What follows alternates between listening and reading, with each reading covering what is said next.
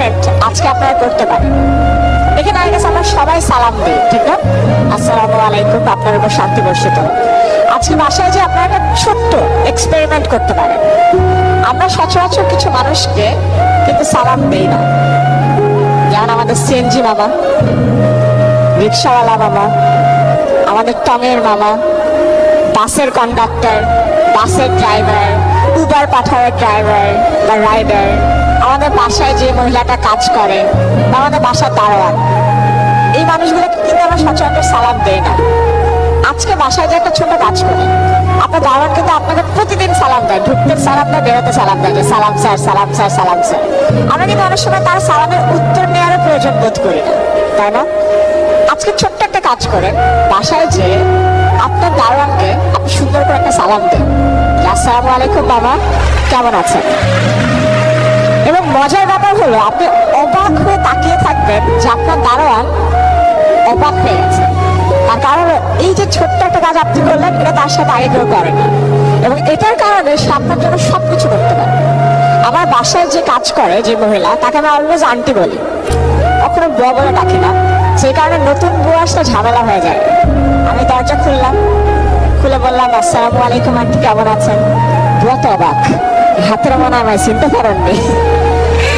আমি যখন প্রতিদিন তাকে সালাম দিই, সে বুঝে যে আমি তার জন্যই তাকে সালাম দিচ্ছি। এবং বিভিন্ন নাটক সিনেমায় দেখে না যে তোমার জন্য হৃদয় দিয়ে দিব, এটা হয় না আসলে। উপরে যারা বসে আছো, আসলে হয় না। সো এই মানুষগুলো তোমার জন্য সব দিয়ে দিতে পারে। এবং এটা আমি কবে কিভাবে শিখেছি জানো?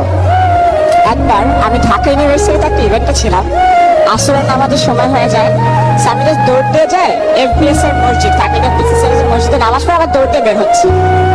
এক খুব সিনিয়র এক মানুষ, শ্বেত শুভ্র দাবি, একেবারে পুরো সেন্টের মতো, সে আমাকে একটা সালাম দেয়। আমি ছোট মানুষ, তখন কেবল ইউনিভার্সিটি থেকে বের হয়েছি, আমি তো ওইভাবে সালাম পাই না, তা আবার এত সিনিয়র মানুষের কাছে।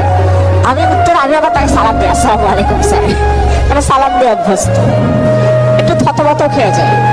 সে আমাকে বলে যে বাবাকে অবাক হলে? আমি বললাম জি জি স্যার, একটু অবাক হয়েছে।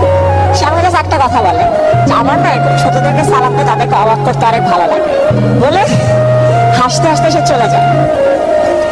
2 বছর পর, পুরো 2 বছর পর আমি একটা জিনিস অনুধাবন করেছি।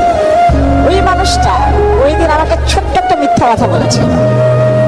ওই মানুষটার আসলে সালাম দিয়ে ছোটদেরকে অবাক করতে ভালো লাগে না। ওই মানুষটা আমাকে ওই দিন একটা জিনিস শিখিয়েছে, সালাম ছোট হও বড় হও সবাইকে দেয়া যায় এবং সম্মান সবারই প্রাপ্য।